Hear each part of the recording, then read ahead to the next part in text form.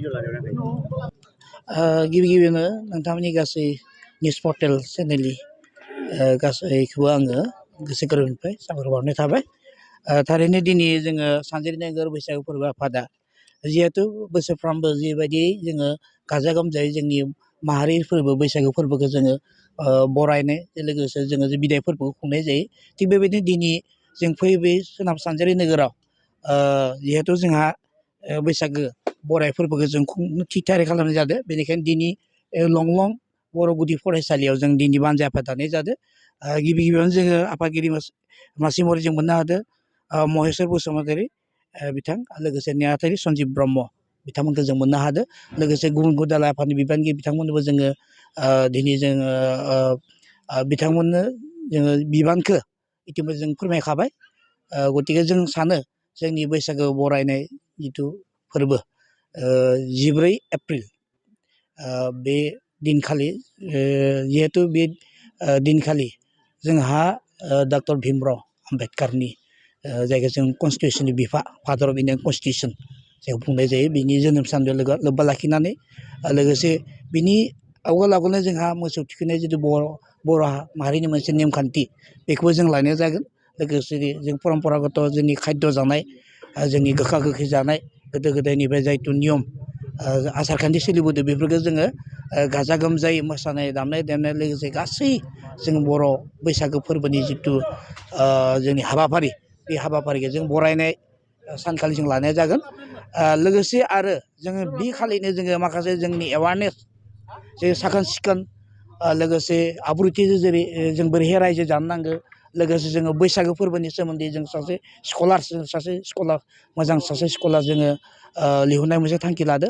जिहेथु जोंहाथ' खालि बे रंजाबाल' जानाय नङा जोङो बैसागोनि जिथु तात्पर्य बैसागोनि जिथु ओंथि बेफोर जिहेथु जों उथिफुनाय जोंनि फरायसालि बा लाइमोनफोरनो बा जोङो रायजो राजाफोरनो जों मिथिहोनांगोन। बेनिखायनो जोङो बेखौ सरजाबनाय जाहाथे जोंनि आउटकामा जाहाथे मोजां जायो। जों ओरैनो खालि रां रुफा गारनानै खालि फोरबोखौल' खुंनाय बे नङा जे फोरबोजों लोगोसे जों माबा मोनसे जों फिथाइ मोननाय फोरबोजों लोगोसे माबा मोनसे मेसेज मोननो हायो मेसेज जों माबा खालामनो होनो हायो। लोगोसे जोंनि हारिमु बर'नि जिथु हारिमु आंगो हारिमुखौ जोङो बिश्व दरबाराव जों प्रतिस्ठा खालामनायनि मोनसे थांखिजों एम्स एन्ड अबजेक्टिभ्सखौ जोङो बे खालि जोङो माखासेखौ जों बेरखांहोनायनि थाखाय लाहार फाहार खालामदों। गोदान हाबाफारि हिसाबै जिहेतु बोसोरफ्रामबो जोङो गुबुन गुबुन माने जोंनि पन्सायत वाइसआव जों खुंदोंमोन। बेयाव जोङो जेरै जोङो जोंनि आसार खान्थियाथ' थाखाबाय मोसानाय मुसुरनाय बेबोथ' थाखाबाय लोगोसे जोङो सानदों माने जोङो आरोबाव बेनिफ्राय एसे साबसिन जिहेथु आजिखालि जुगाव जों हारिमुखौ जोङो गोदोनि थाखाबाय गोदोनिफ्राय फैयै फैयै दासिम जोंनि दानि साइन्टिफिक एरा बा टेक्न'लजि एरायाव जोंनि हारिमुवा माबायदि जों माबा जाबोगासिनो आवगायगासिनो दङ बा हारिमुखौ जों बोरैहाय जोङो बांसिनै जोङो मोजांसिन मोजां बा जोङो जोंनि इयुन जोलैनो जों बोरैहाय जों बे हारिमुखौ गालांनो हायो बेनि थाखायनो सिन्था सरसा खालामदों जोङो। बेनिखायनोथ' जोंनि स्कलारशिप लिहुननाया जादों जों आरोबाव माने थिग बेबायदिनो बे मेसेज आरो मोनसे मेसेज होनायनि मोनसे थांखि। क'क्राझार नोगोरनि आर.एन.बि लामाजों थांनाय बागानसालि वार्ड नाम्बार 8आव रायजो राजाफोरनि गोग्गो देहा लाखिनो थाखाय सानजोरां इन्टारप्राइजआ गोदानै जेनेसा वेलनेस प्राइभेट लिमिटेड बेखेवदों। बे सानजोरां इन्टारप्राइज आयुर्वेदिक गलायाव मानसिनाव जानाय गेदेर गेदेर बेरामनि मुलिफोरखौ मोननो हागोन। किडनिकआव अन्थाइ जानाय, आथिं आखाइ जरा जरा सानाय, लिभार गाज्रि जालांनाय, मोदोमनि माननाय आरो बेनि अनगायैबो बायदि बायदि गेदेर गेदेर बेरामफोरनि मुलिफोरखौ बे सानजोरां इन्टारप्राइजआव लांफैनो हागोन।